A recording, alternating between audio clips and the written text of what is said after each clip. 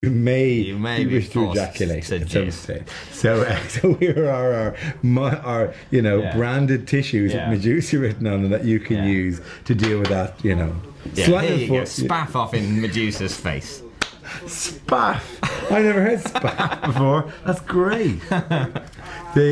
Do it on our phone number. Yeah, exactly. And then maybe you could unpeel it if you go, I must have another. I had a great night there. Let me unfurl this. Definitely kept the tissue. I did like the name of the other lap dancing club. You said it was called Mixed Emotions. Yeah, it seems to me very dangerous. It's an appalling name, and I can't see what they're aiming for. No.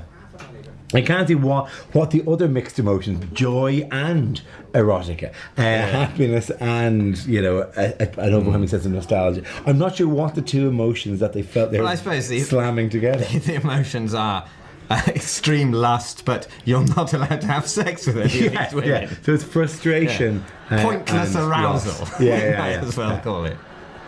Part of me thought I was supposed to go turn down team. The turn down team.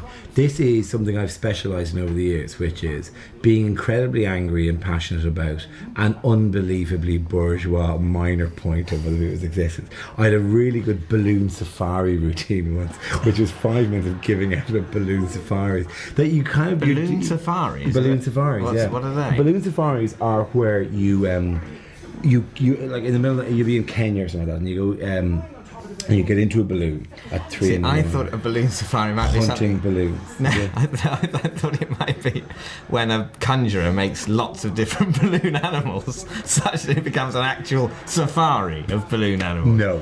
This is you're in a hot air balloon looking at wild going animals. on safari. Yeah. So it was enormously disappointing. It's really poor. I did one once and it cost hundreds of pounds, and there wasn't a fucking animal to be seen for the entire day. Well, they fear balloons.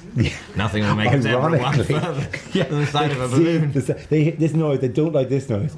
That's the noise they hate more than anything else. They're confused by it, and they will change colour like chameleons. They develop all animals become just brown in that state.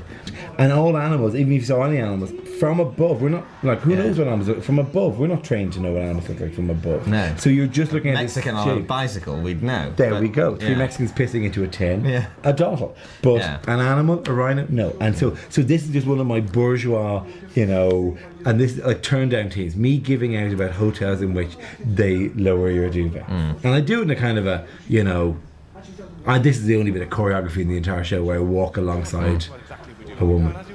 But there is a weirdness to the service industries when they start doing slightly personal things like that, like turning down your bed, like restaurants where they put the napkin on your knee for you, like maybe they could maybe touch your cocks like they did it. Or maybe they're just, or they think they're just going, what's that under there? Like, is that trick where the ball is doing that And then I noticed they'd done a thing which I have never seen done in any hotel room in the world ever. This is masterful storytelling of one of the most trivial and is it frankly, true? Yeah, it is true. It happened in a hotel in Watford called the Grove.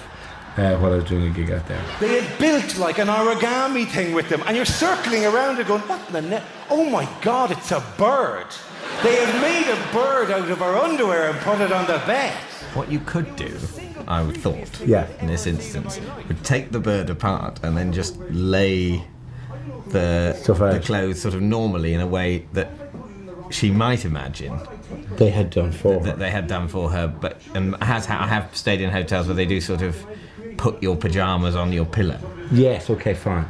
So make it look more definitely like the hotel staff did, rather than it was would happen in a more normal hotel. Okay, cool. But you then run the risk that the hotel are particularly fastidious and say, did you enjoy your lingerie duck, madam?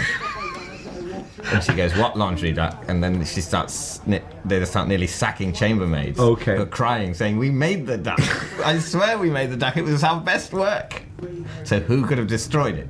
And then it looks like the only thing you did was I was venturing against ducks. You destroyed the duck possibly rubbing your face. Yeah, see, this is the In the, problem. Anything that involved me leaving traces of DNA on her underwear. There's a very good joke by a guy called Patrice O'Neill, an American comedian. He said he never litters now. He's a big black American comedian because he doesn't want to like drink a can of something and then like a can of Coke and throw it over a wall. And then, as you will not know, that it rolls down the hill next to the body of a dead white woman, and that he will be known as a Coca-Cola can killer for the rest of his life. Like, so, just don't leave traces of DNA. Don't litter. Or just check over the wall for or for corpses. Yeah, don't litter where there may be bodies left. Yeah, that would be true. What's the number one thing you don't want to have happen in a house before you move in? Murder. Always murder. The game where I get people to name things that happen in the house. There's a very good version. I don't know if you watch it. If you watch the Irish DVD, the Vicar Street one, there's a really good game of this where I said, "What do you not want to happen in a house?" First answer is always death. Then the second answer then gets a bit weird. It's interesting that people say death, because actually, lots of old houses. Because old people live there and they moved on. Yeah. But people, Lots of people living in central London. Loads of people are going to have died in loads of the houses. Yes, it's totally fine as long as they get moved out afterwards. Dead bodies are a problem. Yes. But the actual dead bodies death, having briefly been there. well, I think murder is probably more of it. I think they don't want there to be a spray across the wall where, like, they're not. They don't want Get that. me a rejection on a lovely Georgian townhouse. I'm with you entirely on this, but it is the first thing that audience members shout going at. cheap. Former rape houses. Fine. So I wanted to get a posse together where we'd march across to one house just randomly, right? And just ring a doorbell until they come out and said, "Hey, what the fuck? We're not good enough for you. Are we not good enough for you? Yes. Are we not good enough for you, stuck-up, even-numbered pricks?" And I walk away. But now that I know the neighbours, you kind of feel, okay, first time in my life, should I get involved at a local level? I don't think I'm very neighbourly. I'm sort of very shy about. Well, see, but the only thing is, you're not. You're still, say, you're living in a flat with, a flatmate and stuff. Yeah.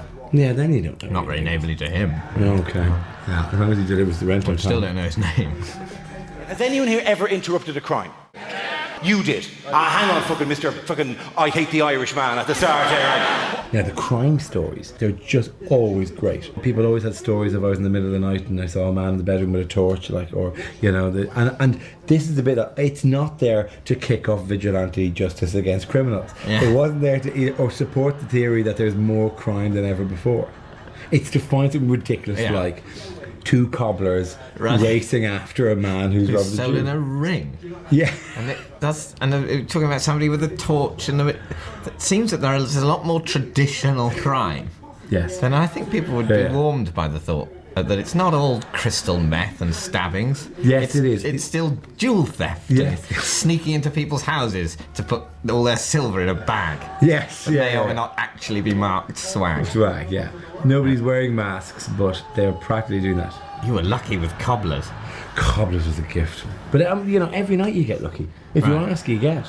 So more people are in fact doing recognisable, slightly old-fashioned jobs than we think. Yes. Not everyone works. Do you know what? in It is human one of these things that it entirely backs up your theory that I support a traditionalist agenda. Is that when it comes to the audience members, the people I want to talk to are people who appear in a Richard Scarry book called Things We Make and Do.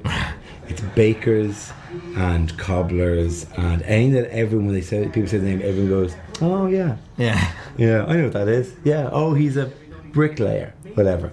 But it's IT. I did a night in Dublin a while ago. I knew it was IT man who sells IT management consultancy, which is a form of IT.